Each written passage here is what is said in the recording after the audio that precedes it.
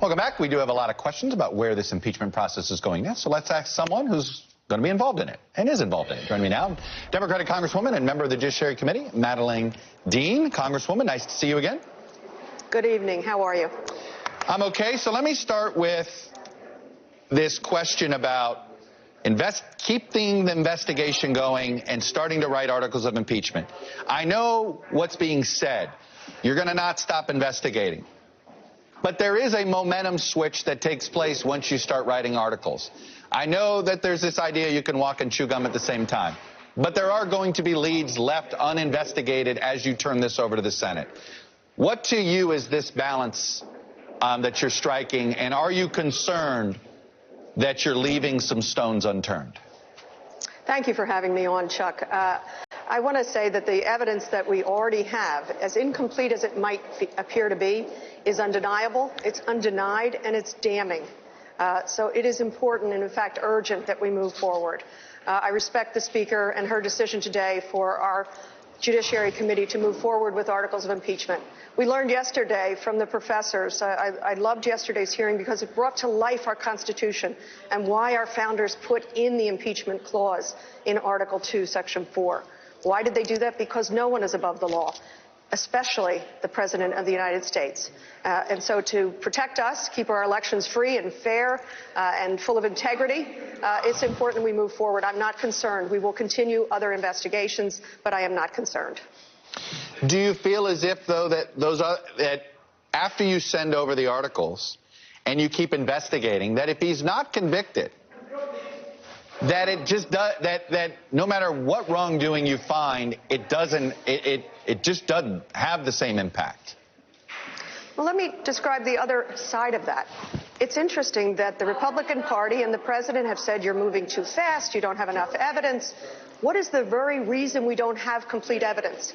An extraordinary obstruction by this administration. Historic, as we know. No other president subject to impeachment has ever blocked every subpoena. Every subpoena document. We have none. In fact, the only document we have, which was sent over by the president, is the record of the July 25th call with President Zelensky. It is a damning condemnation of this president seeking foreign interference in our election, and it's a continuation of a pattern of behavior.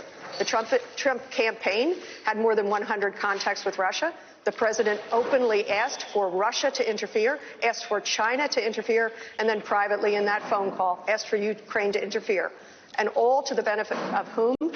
Putin's Russia. That's what the American people need to know. So at this point in your head, how many articles do you think are realistic here? It sounds like an abuse of power, a obstruction of justice that you just brought up with the Mueller report. You decided a few of those. And do you believe a bribery standard has been met? I certainly believe bribery has been met. This president tried to bribe, extort, coerce a foreign leader in a fragile democracy under attack by Russia. Let's make no mistake about this, by withholding aid that we, Congress, Republicans and Democrats, authorized to help this fledgling democracy. I'm not going to speculate on the articles of impeachment. I feel that my duty on the Judiciary Committee is not to engage in any speculation, instead to engage in study and make sure that the facts supported by the Constitution are what guide our articles of impeachment. Do you have an idea of what the other 4 committees may be sending over to you guys? We know what the Intel Committee sent over. Financial Services, Foreign Relations, Oversight. What are they possibly sending over to you guys in order to discuss articles? I look forward to all of it. I don't know what the other committees are sending. I have the great honor of serving not only on Judiciary but also on Financial Services. So one of the things that you have seen is we've been in court. In addition to upholding our duty as a co-equal branch of government in this investigation and now the drafting of articles of impeachment, we've been in court. And both Financial Services and Chairwoman Waters and other committees have been successful. The courts agree, the co-equal branch of the Judiciary agree, that this president, in blocking subpoenas, in blocking the release of financial statements, has abused his power. Is this going to happen before you guys leave? Are you going to get the government funded and these articles voted on and be home for Christmas? I think we have to do it all, but I will tell you the calendar is above my duties and above my pay grade, so I can't tell you what the calendar looks like. But I can tell you what the American people want, or at least the people in my district. They want us to do this well, fairly, judiciously, and by the way, notice that the president has been given opportunities to deny or explain what in God's name happened with that Ukraine call, and he's passed on that, so I guess there's nothing to say there.